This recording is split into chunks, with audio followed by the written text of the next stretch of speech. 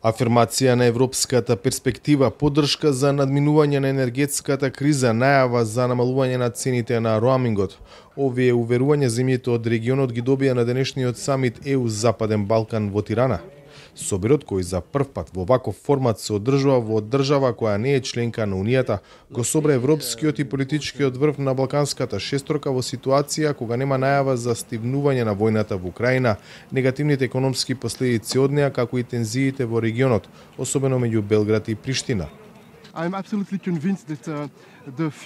Апсолутно сум уверен дека иднината на нашите деца ќе биде посигурна и попросперитетна со земјите од Западен Балкан во Европската Унија и напорно работиме за да има напредок.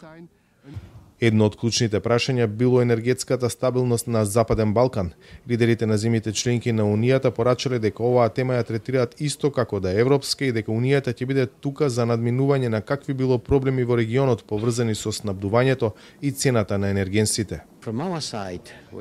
Од наша страна ние сме силно посветени на регионот да го поддржиме да се справи со последиците од војната во Украина. Цената на струјата значително порасна и ние ќе пружиме поддршка на домаќинствата. Имаме конкретни проекти за кои разговараме. Исто така е важно да постои солидарност меѓу Европската Унија и Западен Балкан во однос на енергијата и процесот на интегрирање на Балканот во Европската Унија. Важно е да се работи на натамошна солидарност и натамошно продлабочување на политичката агенда.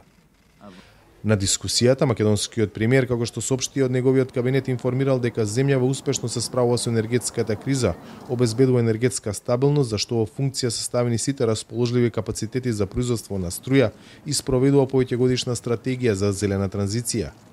На самитот учествуваше и српскиот претседател, иако првично најави дека нема да дојде поради, како што соопшти Белград, непринципиелниот однос на Унијата во обидите за надминување на тензиите меѓу Косово и Србија. Увек боле бити за столом, jer kad niste za stolom onda... Секогаш е подобро да сте на масата, зашто ако не сте на масата, тогаш вообичаено сте на менито и сите тоа не може да го дочекаат. Затоа ова е добра можност за зачувување на интересите на Србија. Србија е независна земја.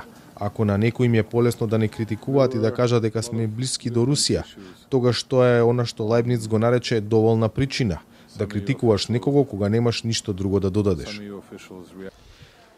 Денешното потпишување на заедничката декларација меѓу телеком операторите на Унијата и на Западен Балкан е најава за поевтинување на цените на роамингот од идната година.